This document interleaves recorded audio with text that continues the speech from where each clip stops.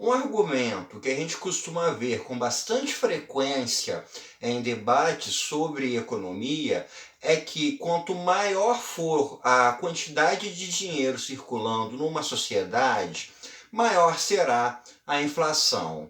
Mas como é que funciona esse mecanismo? Vamos discutir um pouco sobre isso? Então clique em curtir, se inscreva aí, vamos lá!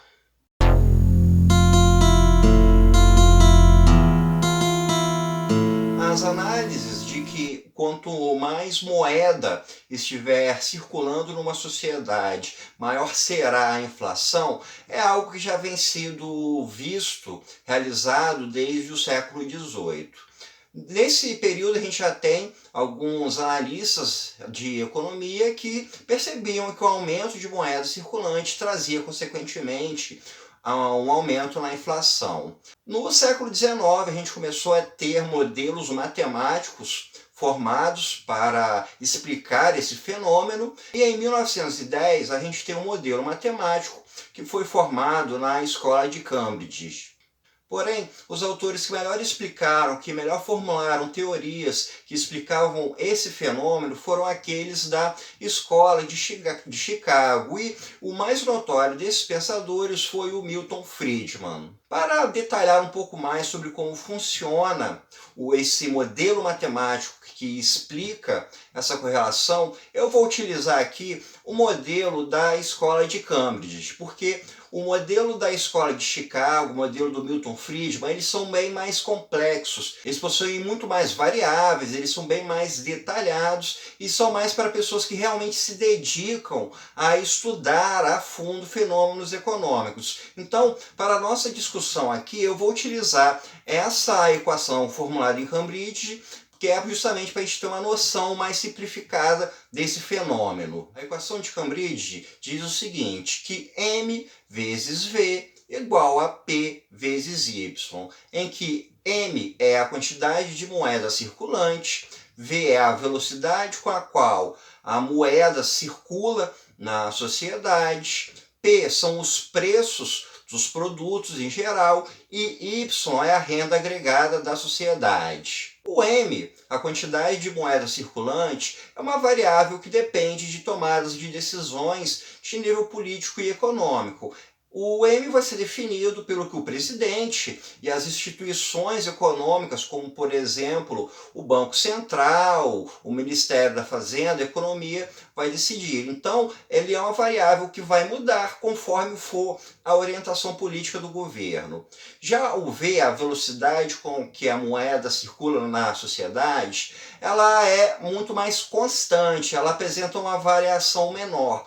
No curto prazo ela é bem constante. É percebida uma variação nessa velocidade, mas no longo prazo. Então vamos colocar que ela é majoritariamente uma constante. Já o P é o nível de preço dos produtos na sociedade. Aqui a gente vai ter também uma variável. Você pode comprar um item no mercado por R$10, hoje, daqui a uma semana, aquele item pode estar por R$9 ou por R$12. Então, os preços são uma variável também nessa equação. E por último, nós temos o Y, que é a renda agregada na sociedade. A renda agregada é constituída pelo consumo somado ao nível de investimento, somado aos gastos do governo, somado ao nível de importações e diminuído do número de exportações. A gente pode definir o Y como o PIB, o Produto Interno Bruto, aquilo que a sociedade produz. Então a gente pode ver que nós temos uma equação e que essa equação precisa estar sempre equilibrada. Alterações em um lado vão causar alterações no outro lado.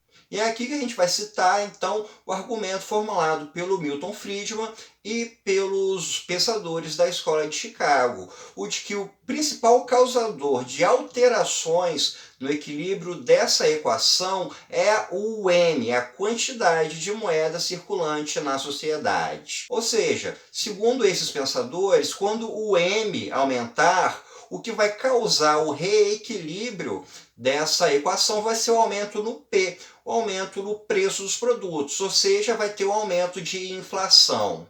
Vamos pensar num exemplo simplificado para a gente compreender como é que isso funciona.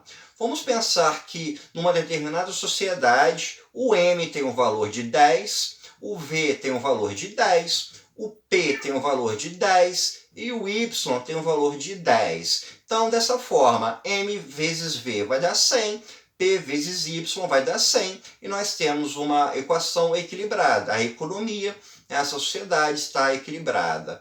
Mas então acontece que vai ter eleições presidenciais, o presidente quer se reeleger e ele quer mostrar serviço para a população. Então o presidente começa a gastar demais, começa a construir estrada, começa a reformar o hospital, ele começa a ter um nível de gastos públicos muito alto para aquele momento. Então o governo começa a emitir moeda para pagar os seus gastos públicos. Então, nessa nossa equação, o valor M vai subir de 10 para 11. Então, agora a gente vai ter um desequilíbrio nessa equação. O lado esquerdo vai passar a ser 110, o lado direito vai passar a ser de 100. Então, o mercado vai, de alguma forma, precisar buscar o reequilíbrio para essa equação. O aumento dos gastos públicos vai incorrer em algum tipo de mudança no mercado que vai buscar o reequilíbrio. Como nós vimos, o V é uma constante. Então, quando esse aumento de moeda circulante ocorre, a gente não vai ter uma mudança no V. Então, a gente tem que olhar do outro lado da equação. Nós temos o Y, que é a renda agregada. O Y ele poderia reequilibrar essa equação apenas se ele aumentar conforme a quantidade de moeda emitida do governo ocorra. Ou seja, se você tiver um aumento de moeda e concomitantemente você tiver um aumento na renda, aí sim você possivelmente teria um reequilíbrio. E no fim, a gente vai ter então o P, que é o preço. Ou seja, com esse aumento de 1 no valor do M, a gente teria então um aumento de 1 no valor do preço. Ou seja, os 10% a mais de dinheiro que o governo colocou para circular na sociedade levou a um aumento de 10% no preço dos produtos. E isso vai gerar toda uma confusão no funcionamento do mercado. O cidadão, o consumidor vai no mercado, vai na loja comprar algo, e os produtos estão caros, ele vai consumir menos, os donos de empresas vão precisar averiguar o quanto ele paga para os seus funcionários, o quanto ele cobra, prestadores de serviços vão cobrar mais caro pelos seus trabalhos. Da mesma forma, quem tem carteira assinada, né, quem trabalha para uma empresa, vai cobrar salários maiores. Investidores vão ter um pouco mais de receio para investir, porque a economia acaba ficando um pouco fora dos eixos. Ou seja, o aumento da quantidade de moeda circulante provocou todo um efeito dominó, aumentou a inflação, e o aumento da inflação desconfigura todo o funcionamento da economia, o que pode levar a uma crise econômica. O Milton Friedman e os pensadores de Chicago desenvolveram esse argumento de que o aumento na quantidade de moeda circulante gera um aumento da inflação na década de 1960. E isso acabou sendo verificado empiricamente na década de 1970, após o fim do acordo de Bretton Woods e também com a crise do petróleo de 1973.